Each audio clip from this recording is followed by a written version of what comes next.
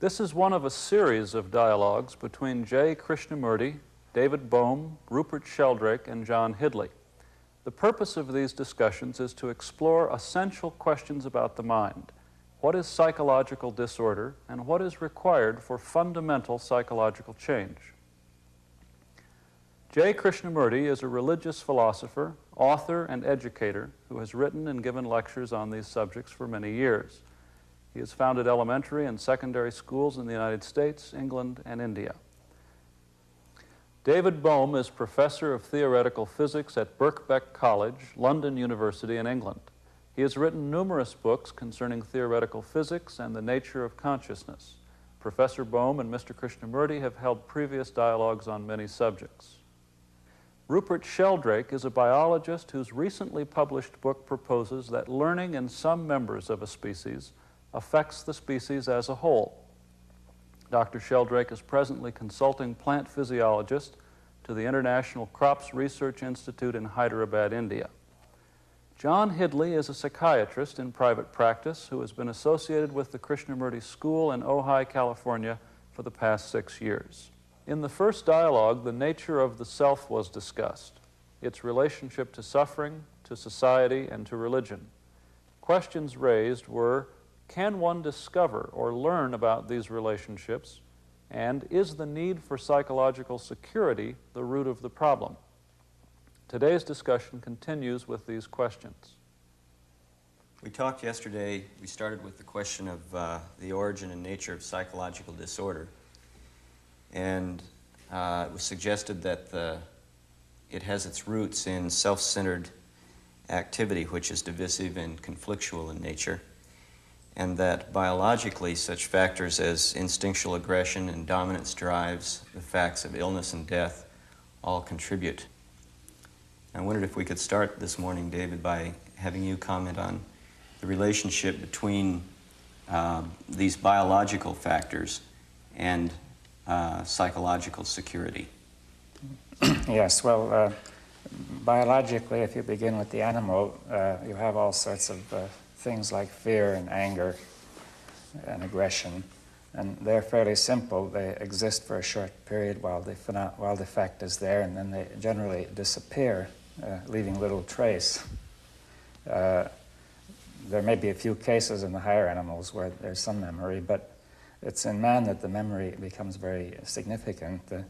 Remembering all these experiences and anticipating the future, you get a very different sort of behavior. For example, with an animal, you might have a bad experience with another animal, and shortly afterward he'll be in a fairly good state of equilibrium. But say we have a quarrel between two groups, as in Northern and Southern Ireland. This has been gone on for 350 years, and there's a specific effort to remember it, which you can see going on. Mm-hmm. I think this is the biggest difference now. Memory being the biggest difference. Yeah, the effect of memory, the consequences of memory. See, memory by itself would obviously not cause any trouble because it's only a fact, right? But yes. Memory has consequences. It may produce fear, you see, it may produce anger, it may produce all sorts of disturbances to remember what did happen and to anticipate what may happen. You mean thinking about it? Yes, based on memory. Right? I mean, obviously the animal that's been attacked by another animal remembers in the sense that when it sees the other animal again, it's afraid. Yeah. But probably doesn't think about it in between. Yes, it can't form an image. You see, I don't believe that most animals can form images of the other animals, and I can base that on experience. That I have seen dogs fighting very hard, and as soon as you turn the corner, the dog sort of forgets what happened. He's disturbed, but he doesn't know why he's disturbed, you see. Now, if he could remember the other dog after he turned the corner, he could continue the struggle over territory indefinitely. So the point about territory is the animal maintains it in a certain limited context, but man remembers it, and he maintains this territory indefinitely and wants to extend it and so on because of his thinking about it. So, sorry. No, please. So are you suggesting that the basis of the specifically human kind of pain and suffering over and above the kind of suffering we see in the animal kingdom is this ability to remember, to brood over, to think about these Yes, various the animal problems. may have some of that. I've seen examples on television of a deer who lost its doe and it was pining away in the wild, but I think it's limited. That is, there's some suffering of that kind in the animal world, but with man it's enormously expanded. You know, it seems limitless. Yes, I think the major point is that with man, the thing can build up like a tremendous explosion that fills his whole mind, you see, and it can become the major motive in life, you see, to remember the insult and to, you know, to revenge the vendetta of families over many generations. And to remember the bad experience you had with somebody and to be frightened of what's coming, like the examination that the child may be frightened of or something like that. But have you answered his question, sir? Which is? Which was? How does the biological fact of illness or death or instinctual drive result in a psychological problem or disorder? Oh, by thinking about it, I say that the biological fact is not a serious problem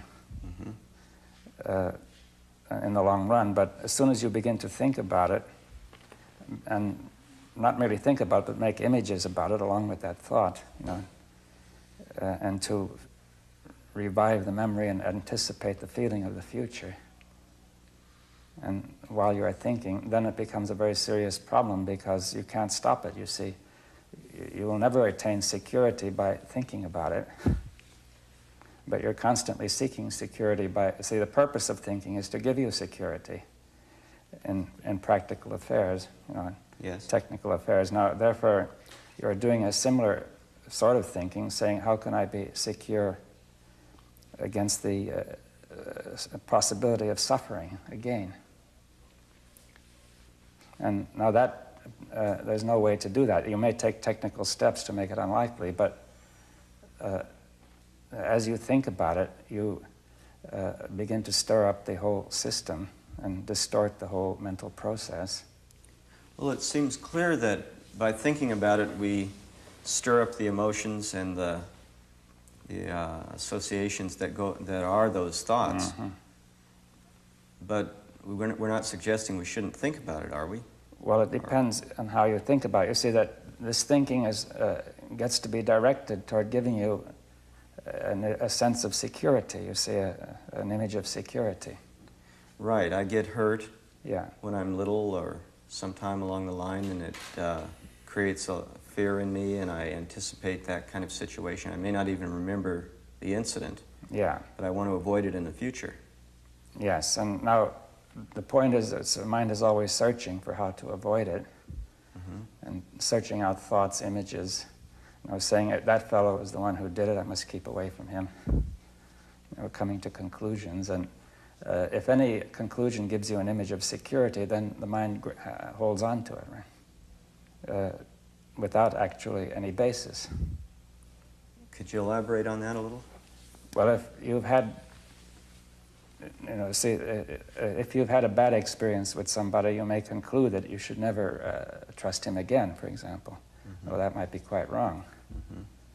But the mind is so anxious to have security that it will jump to the conclusion that it's not safe to trust him. Right? Now, if you find somebody else who seems to treat you well and reassures you and flatters you, then it may jump to the conclusion you can completely trust him. Now, the mind is now looking for thoughts that will give it good feelings, you see, because the feelings of the memory are so disturbing to the whole system that the mind, its first function is to make the mind feel better rather than find out what is the fact.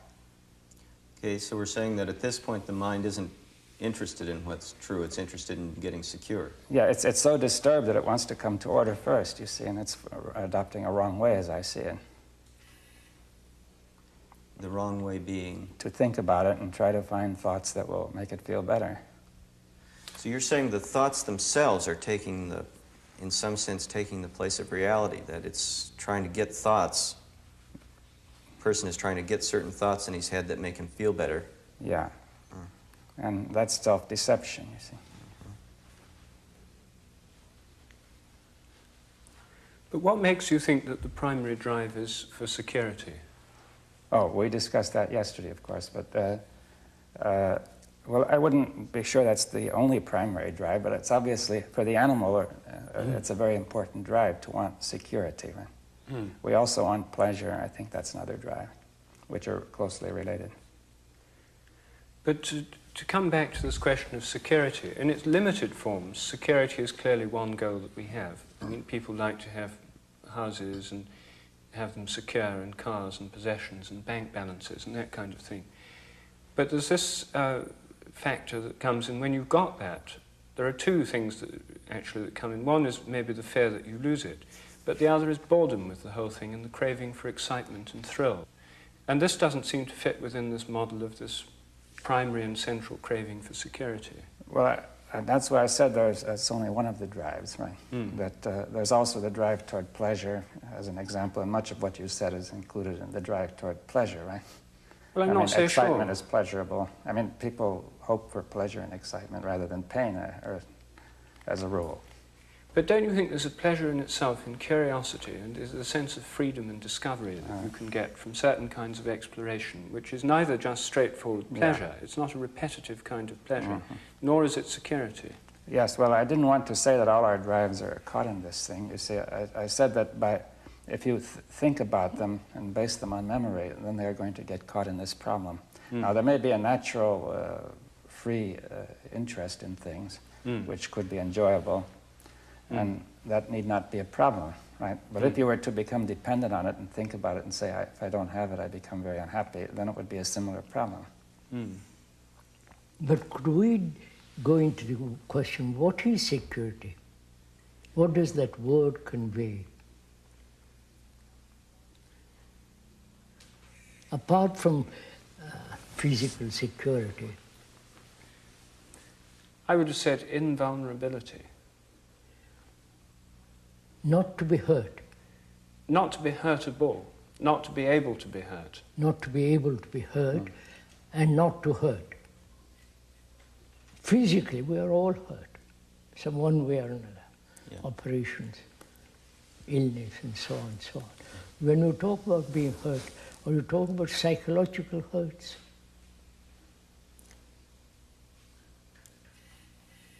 Yeah, I'm wondering how it is that when a person comes into my office, his complaint is his psychological hurts. And how do you deal with it? I try. Suppose I come to you, I'm hurt from childhood. Yeah. I'm hurt by the parents, school, college, university. Yes.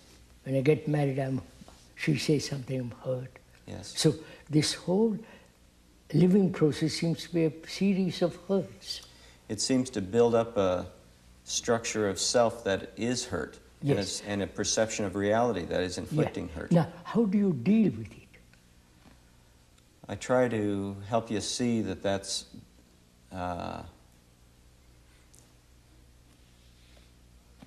I try to help you see how you're doing it. What do you mean, how do you?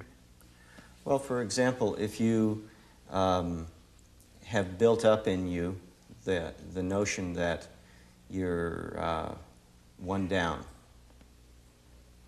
or that you're the victim, then you perceive yourself to be victimized, and you perceive the world to be a victimizer.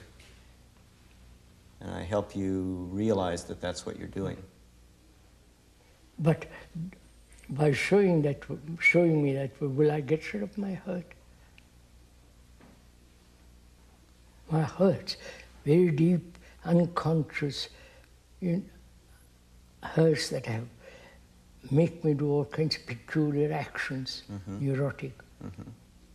Well, if you don't just... Isolating myself. Yes. It appears that people get better, that they realize that they are doing it. And in some local area, it seems to help. No, but aren't you concerned, if I may ask, with not being able to hurt at all. Yes. What do you mean by that? Not hurting somebody else or not hurting, but being hurt inside of you? No, I may hurt others unconsciously, unwillingly, but I wouldn't hurt voluntarily somebody. Yeah, you really don't intend to hurt anybody. Yeah, I wouldn't. Well, maybe not, but I don't see the connection between not hurting other people and not being hurt oneself. Or at least I'm sure there must be one, but it's not obvious. And most people's view of the best way not to be hurt would be to be in such a position that you can hurt others so much they'd never dare. And this is the principle of nuclear retaliation. I mean, this is a very common principle. Yes, and so it's not obvious that not hurting others is related to not being hurt oneself. In fact, usually it's taken to be the reverse. It's usually assumed that if you're in a position to hurt others very much, you'll be very secure. Of course, I mean, if you're a king or a sannyasi or one of those people who have built a wall around themselves, yes, naturally you could never hurt them. Yes. But when they were children, they were hurt. Yes. That hurt remains. It may remain superficially or in the deep recesses of one's own mind. Now, how do you, as a psychologist, psychotherapist, help another who is deeply hurt and is unaware of it, and to see if it is possible not to be hurt at all? I don't address the question about is it possible to not be hurt at all. That doesn't come up. Why? Wouldn't that be a reasonable question? Well, it seems to be what we're asking here. It is the essence of the question that we're asking. We ask it in terms of particulars only in therapy. And you're asking it more generally. Is it possible to end this hurt, period? Not just a particular hurt that I happen to have. So how shall we proceed? Well, it would seem that the structure that makes hurt possible is what we have to get at. What makes hurt possible in the first place, not this hurt or that hurt. I think that's fairly simple. Why am I hurt? Because you say something to me which is not pleasant. Well, why should that hurt you? Because I have an image about myself as being a great man. You come along and tell me, don't be an ass, and I get hurt. What is it that's being hurt there? There, the image which I have about myself. I'm a great cook, a great scientist, a great carpenter, whatever you will. I've got that picture in myself, and you come along and put a pin into it. And that gets hurt. The image gets hurt. The image is me.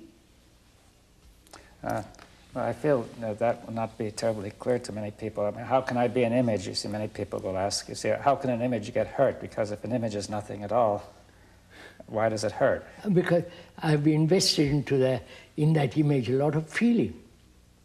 Yes. A lot of ideas, emotions, reactions. All that is me. That's my image. It doesn't look like an image to me, though. It looks like something real. That of course, for most people is very real. Yeah. But that is me. The reality of that image is me. Yes. Well, can we get clear that it's an image and not real? Image is never real. Symbol is never real. You're saying that I'm just a symbol. Perhaps. That's a big step.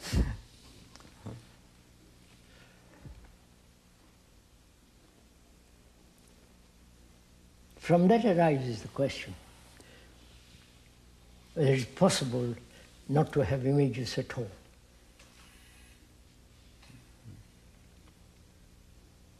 Well, wait a minute. I don't think we've clearly established that I am an image. Let's go into it. I mean, it's not entirely clear. I mean, it's obvious that to some extent one is an image, that I have a feeling about myself and so on. It's not entirely clear that this is entirely unjustified. You see, certain aspects of it may be exaggerated, certain aspects may be unrealistic. But, you see, one approach would be, well, we've got to shave off these unrealistic aspects, pare it down to a sort of reasonable size, and then that which remains would be the real thing. So are you raising the question, what am I? Well, I suppose so, yes. Yes, basically. What are you? Mm. What is each one of us? Mm-hmm. What is a human being? Mm-hmm. That's a question that involves. Yes, it seems unavoidable. Yes. What am I? I am the form, the physical form, the name, the result of all education, Your experience. my experiences, my beliefs, my ideals, principles, the incidents that have marked me. The structures you've built up that are how you function, Yeah. your skills. My fears, my activities, whether they are limited or my so-called affection, my gods, my country, my language, fears, pleasures, suffering, all that's me. Yes. That's my consciousness. And your unconscious. I mean, Unconscious. that's my whole content of me. Okay. But there's still that feeling of actuality that me is there. You see, I mean, you may say, you could reasonably argue that that's all there is to me, but when something happens, there's the feeling of its actual presence at that moment. I don't quite follow Well, you that. see, if somebody reacts to being hurt or angry, he feels at that moment that there's more than that. You see, that there's something deep inside which has been hurt, right? I don't quite see what is... my image can be such deep... that's my image at all levels. Yes. So I have an image about myself, Yeah. suppose, that I'm a great poet, or a great painter, or a great writer. Apart from that image, as a writer, I have other images about myself. I have an image about my wife, and she has an image about me. There are so many images I've built around myself, and the image about myself also. Yes. So I'm a bundle of images. Yes, I understand. For sure. Yes, that you're saying that there's nothing but this bundle of images. Of course. But this will, the question is, how are we to see this as an actual fact? You see, that is... But wait a minute, there is something but this bundle of images. I mean, I'm sitting right here now, seeing you and all the rest of it. Now, I have the feeling that there's a center of action or center of consciousness which is within my body and associated with it, which has a center, and it's not you, and it's not you, it's not David, it's me. And associated with this center of action, my body, sitting here, is a whole lot of memories and experiences, and without those memories I wouldn't be able to speak, to talk, to recognize anything, and so on. So there seems to be some substance to this image of myself. I mean, there may be false images associated with it, but there seems to be a reality which I feel as I sit here. So it's not entirely illusory. Are you saying that you are totally, basically different from the three of us? Well, I'm in a different place, and I have a different body. Of course. In that sense, I'm different. Of course, I admit that. I mean, you're tall, I'm short, or I'm brown, you're black, or you're white, or you're pink, or whatever it is. Now, at another level, I'm not basically different in the sense that we can all speak the same language and communicate, so there's something in common. Yes. And at a purely physical level, all of us have a lot in common with each other, the same kinds of enzymes, chemicals, and so on. And those, indeed, hydrogen atoms, oxygen atoms, we have in common with everything else. Yeah. Now, is your consciousness different from the rest? Conscious, not bodily responses, bodily reactions, bodily conditioning. is your consciousness, your beliefs, your fears, your anxieties, depressions, faith, all that. Well, I would say that many of the contents of my consciousness, or many of the beliefs, desires, etc., I have, other people also have. But I would say the particular combination of experiences, memories, desires, etc., I have are unique, because I've had a particular set of experiences as you have and as everyone has, which makes a unique combination of these different elements. So is mine unique? Yes. So is you. Exactly. But the uniqueness makes it all common. It's no longer unique. That's a paradox. It's not immediately clear. Why isn't it clear? I mean, everybody's unique, right? Yes, we're all unique. I question that. But we're not unique in the same way. I question. Otherwise, the word unique becomes meaningless. What? Otherwise, Well, life has if no we're meaning. unique, each of us is unique. We have a unique set of experiences, environmental factors, memories, etc. That's you just now said. That's common lot to all of us. Yes, we all have it, but what we have is different. Yes, you brought up in England, Yes. and perhaps another brought up in America, another brought up in Chile. We all have different experiences, Yes. different country, different views, different mountains and so on. Yes. But apart from the physical environment, linguistic differences, and accidents of experience, but basically, fundamentally, deep down, we suffer. We are frightened to death. We are anxious, we are agonizing about something or other. And conflict, that's the ground on which we all stand. But that doesn't seem a very startling conclusion. No, it is not. But I That's think, say that what you're saying really implies that what we have in common is essential and fundamental rather than just superficial. You see, now I've talked with people about this, and everybody agrees we all have these things in common, but sorrow, suffering, and so on are not so important. The really important point are the higher achievements of culture and things like that, as an example. Maybe the distinction is between the form and the content. Our contents are all different, and they have similarities and differences, but maybe the form is the same, the structure. I would say content are the same for all human beings. But you see, I can recognize that there's such a thing as common humanity, but I would regard that as quite possibly an abstraction or a projection rather than a reality. How do I know that's not an abstraction? Because you go around the world, you see people suffer, you see human beings in agony, despair, depression, loneliness, lack of affection, lack of care, attention. That's the basic human reactions, basic human, that's part of our consciousness. Yes. So you are not basically different from me. You're tall, you may be born in England, I may be born in Africa with dark skin, but deep down the river, the content of the water, of the river is the water. The river is not Asiatic river or European river, it's a river. Yes, well, that's clearly true at some level, but I'm not quite sure at what level, you see. I'm talking basically, deeply. But you see, it seems to me, why stop there?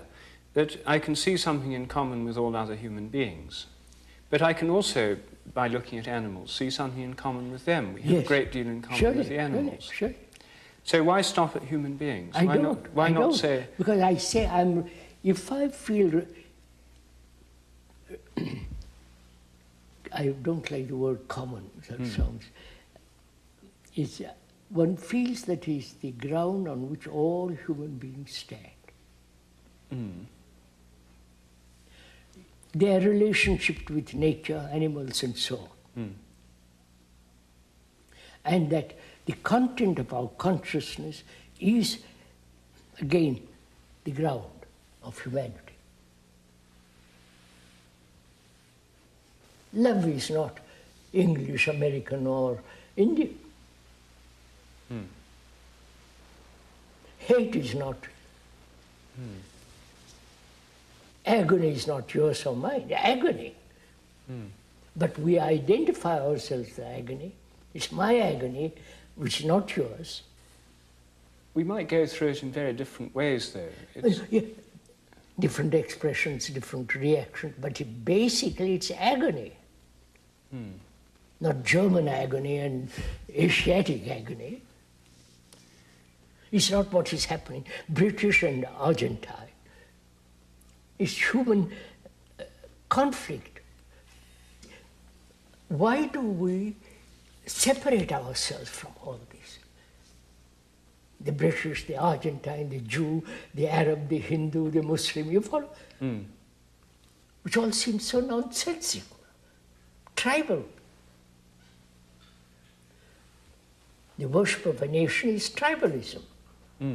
So why can't we wipe out all that?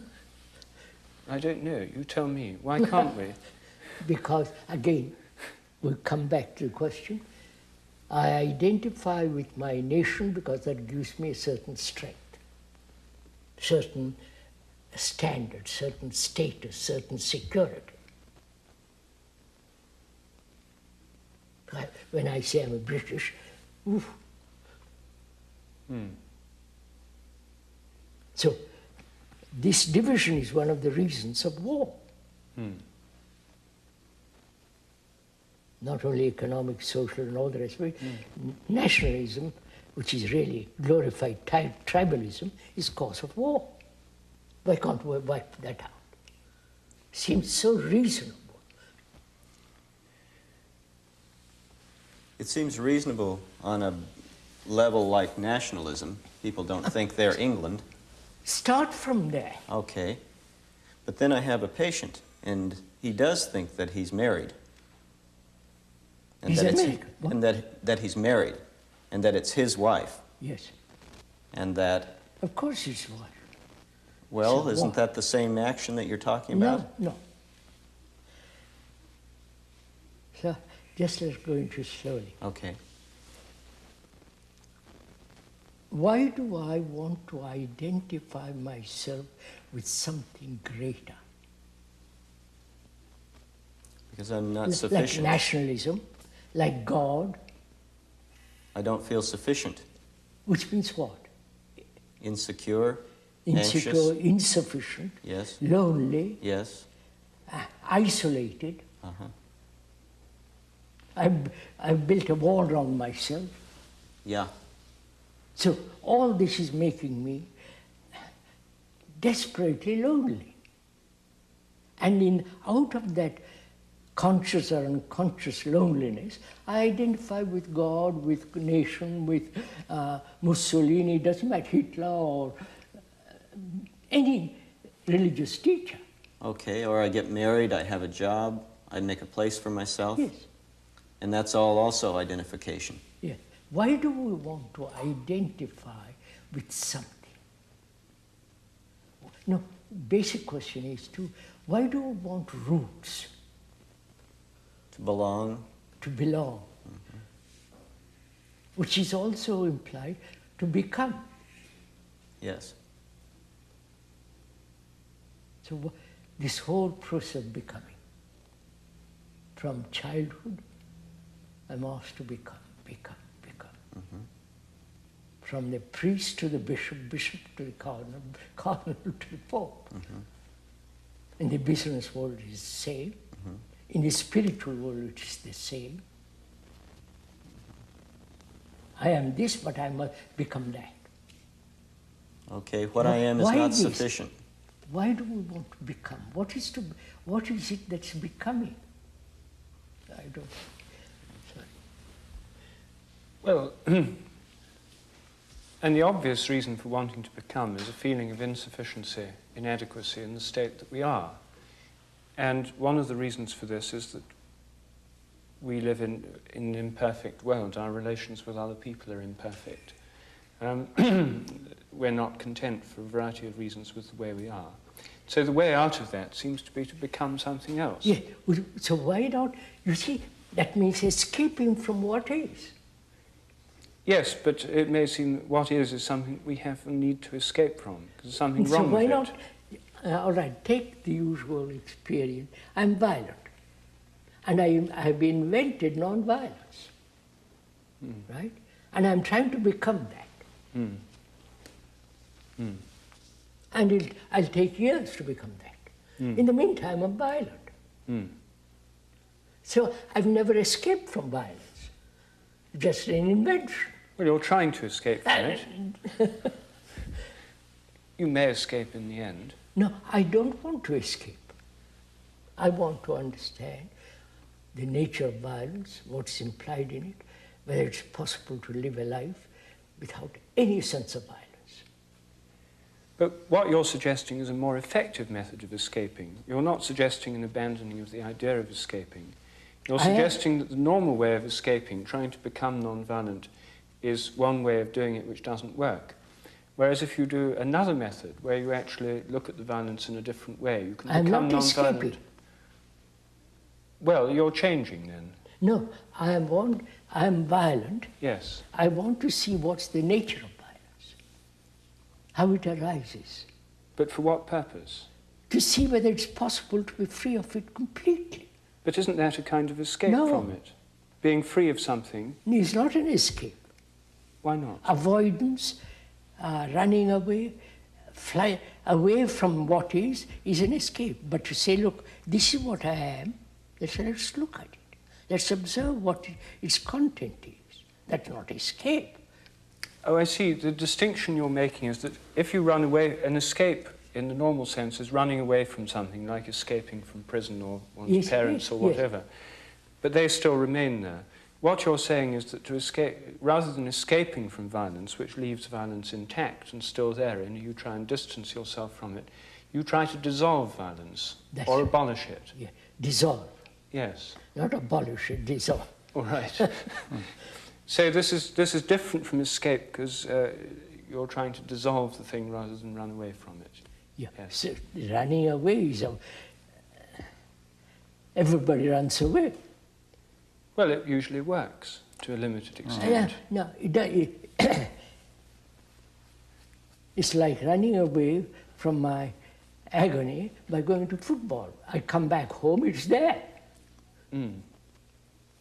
I don't want to go to watch football, but I want to see what violence is and see if it is possible to completely be free of it. If I'm in a very unpleasant society, and I can escape from it by defecting or leaving it and going to another one. And this does, in fact, mean that I escape to some extent. So these are always partial answers, and they're partially effective. But I don't want partially violent or partially free from it. I want to find out if it's possible to be totally ended. That's not an escape, that's putting my teeth into it. Yes. But you have to believe it's possible in order to put your teeth into it. I'm going to investigate. I said, for me, I know what one can live without violence. But that may be a freak, that may be a biological freak and so on. But to discuss together, four of us, and see if we could be free of violence completely means not escaping, not suppressing, not transcending it, and see what is violence. Violence is part of imitation, conformity, right? Part is physical, that I'm not talking about.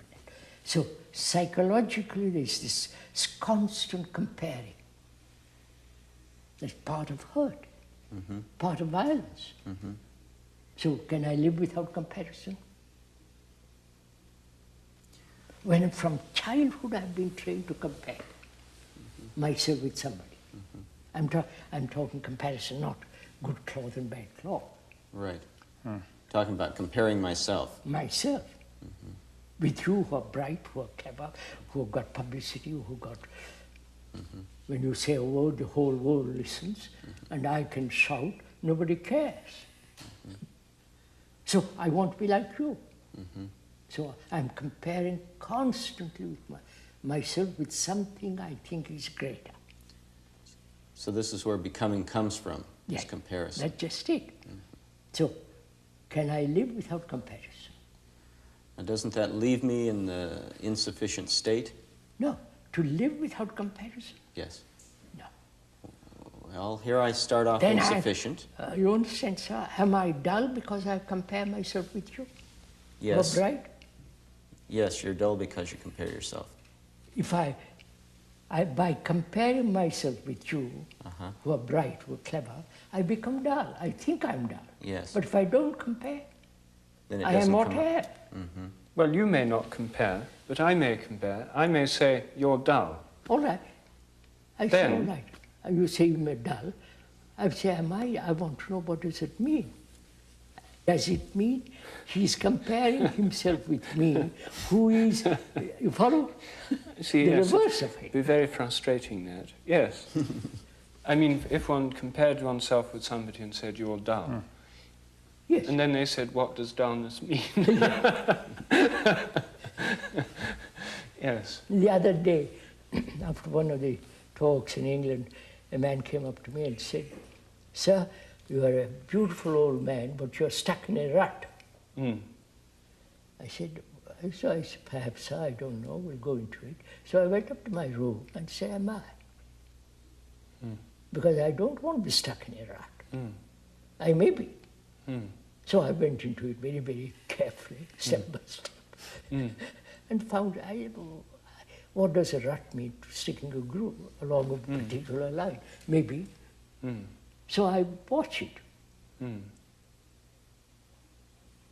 So observation of a fact is entirely different from the escaping or suppression of a fact.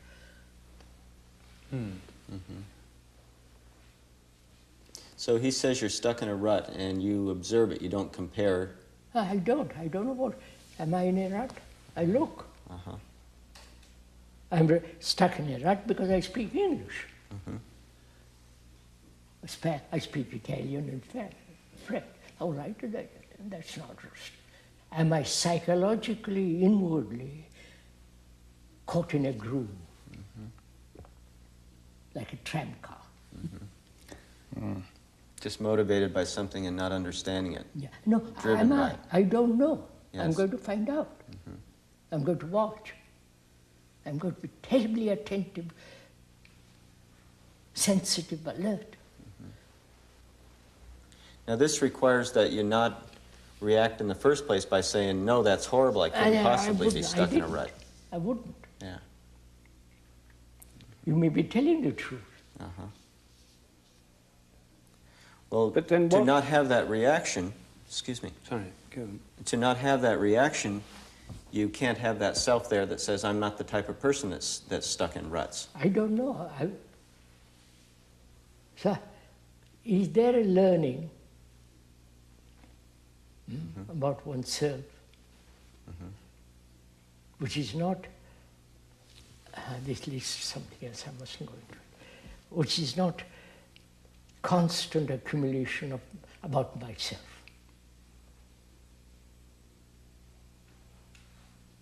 I don't know if I'm making myself clear. Yes. You're saying That that, is, I observe Yeah. myself. And I've learned from that observation something. And that something is being accumulated too all the time by watching. I think that's not learning about yourself. yeah, it's being concerned with what you think about yourself. Yeah, what you think about yourself, what you have gathered about yourself. Yeah. It's like a river that's flowing. You have to follow it. I mean, that leads somewhere else. Let's get back to Well, no, maybe this is part of the question we're asking, because we start with how does this disorder occur? And Yes, you let's say stick to that. it occurs because I have the image of myself as someone who knows he's not stuck in a rut. I don't like to think that I'm stuck in a rut. And somebody says, yes, you are. But you may be. Yes. I have to be open to looking to see. Yeah, to observe. But then what about this approach? Somebody says I'm stuck in a rut. I look at myself and think, yes, I am stuck in a rut. And then I can respond by saying, well, what's wrong with that? Everyone's stuck in a That rut. means you're just blind. No, you accept the fact, but then you think, well, why should I do anything about it? Well, What's wrong with that as an approach? like a man stuck as a Hindu. He's stuck. He's then contributing to war. Well, I may say, well, I'm stuck in a rut, but says everybody. It's the nature of humanity to be stuck in ruts. You see, that's it. You go off, that's the nature of humanity. Yes. But I question that. I would say everyone else all is stuck in If ruts. you say that's the nature of humanity, let's change it for God's sake. But you may believe it's unchangeable. You see, what reason have I for believing that we can change it? I may think that I'm stuck in a rut, so are you, and so is everybody else. And anyone who thinks they're not is deceiving themselves. Cheating themselves. Yes. I may cheat, so I begin to inquire, am I cheating myself? I want to be very honest about it. I don't want to cheat. I don't want to be a hypocrite. But you may not be a hypocrite. You may think I am stuck in a rut, and you may be a pessimist. You see, the alternative to being a hypocrite is a pessimist, or one alternative. No, I'm neither a pessimist nor an optimist. I say, look, am I stuck in a rut? I watch all day. And you perhaps conclude yes. But then you can take the pessimistic course and say, yes, I am, but say what? Oh, yes, if you prefer that way of living, go ahead.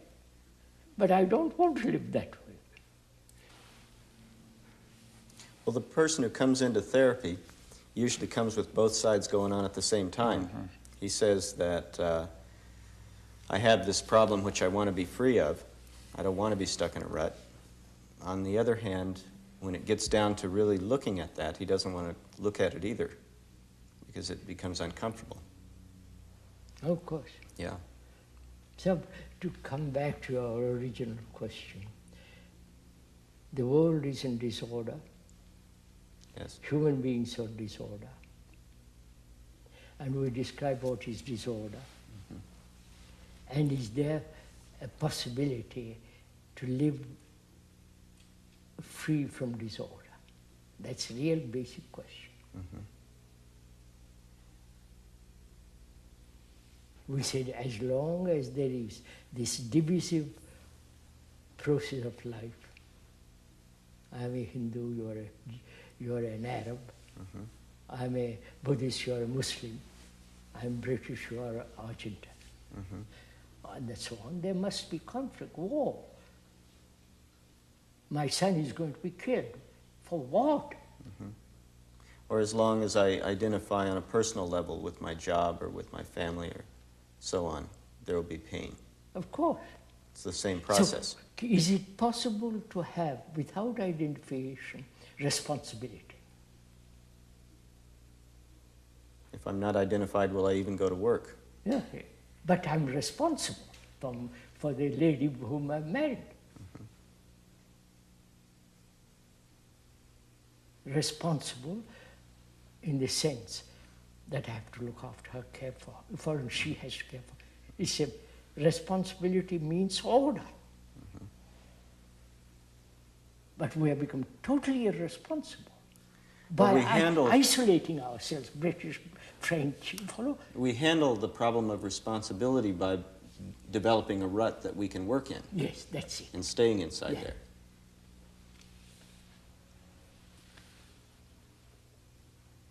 If I recognize, see the fact that responsibility is order, I'm responsible to keep this house clean. And as we all live in this earth, it's our earth, not the British earth and French earth and German earth. It's our earth to live on. And we have divided ourselves. Because in this division, we think there's security. Mm-hmm. There's stability and security. you think. Security, which is no security at all. Well, it isn't clear. We got to go slow because I think that my job is security. I think that my You may family lose is it. security. You may lose it. Mm-hmm. That problem keeps coming up. Unemployment in America and England. There are 3 million people unemployed in England. Well, maybe I could get by without my job, but I need to think that I have some self-respect. I need to... What do you mean self-respect? Well, what I'm trying to say is that there's some place at which I put an identification. Why should I want to identify with anything, sir, that makes immediate isolation? For stability's sake. Does isolation bring about stability? It gives one a sense of something hard and firm. Yeah. Does it? Has it?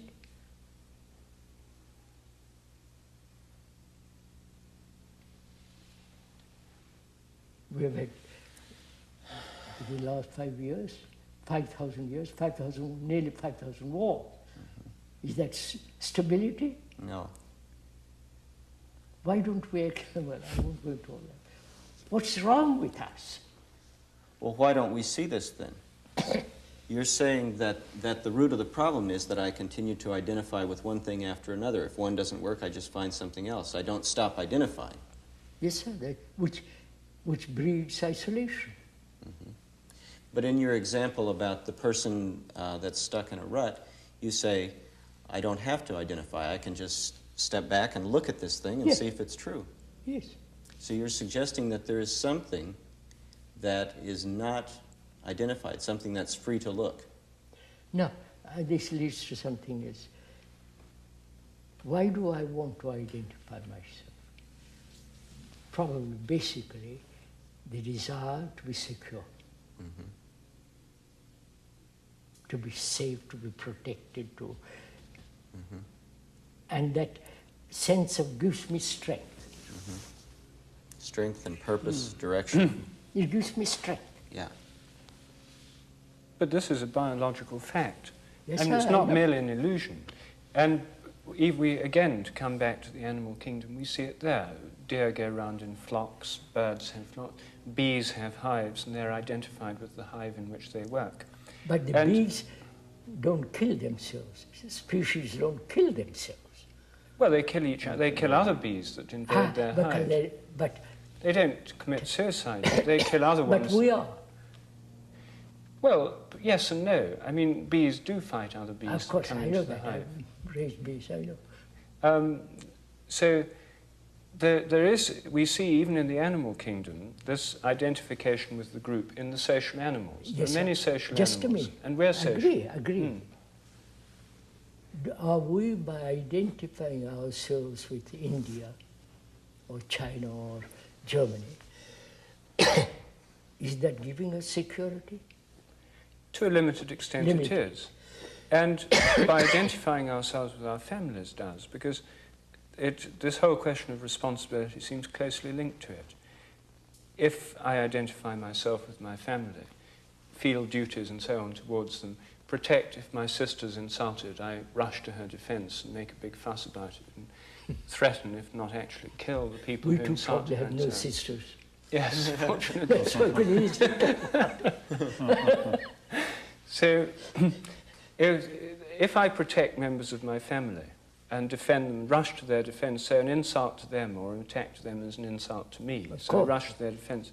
There's a reciprocal obligation on them. If I fall ill or sick, they'll feed me and look after me.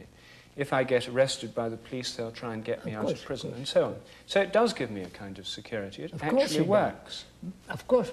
And that's very good reason for doing it for most But people. stretch it further from the family to the community to the nation, so on, so on. That's a vast process of isolating. You are English, I'm German, and we are at each other's throat.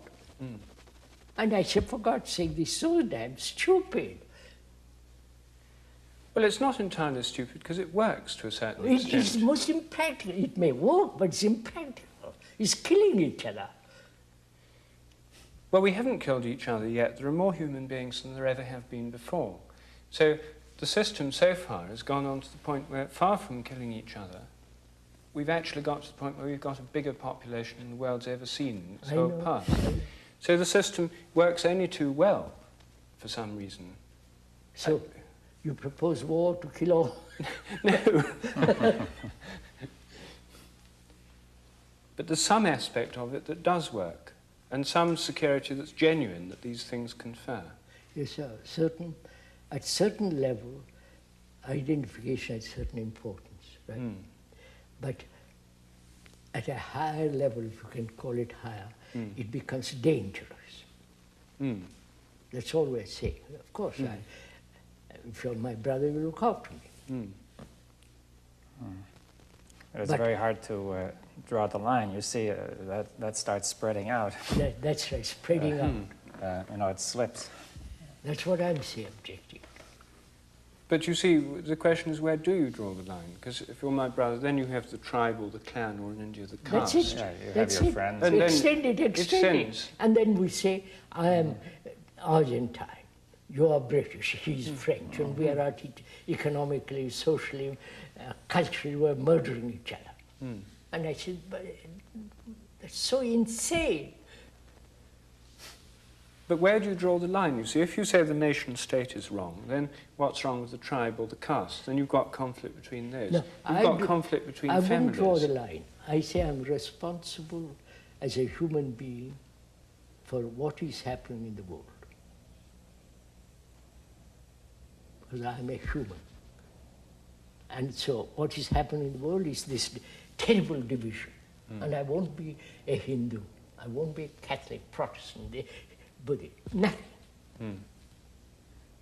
If 100 people or 1,000 people like that would begin to do something. So you're saying that the problem comes up because I mistake my local security. I think that it rests in some local identification. Yes, which is isolation.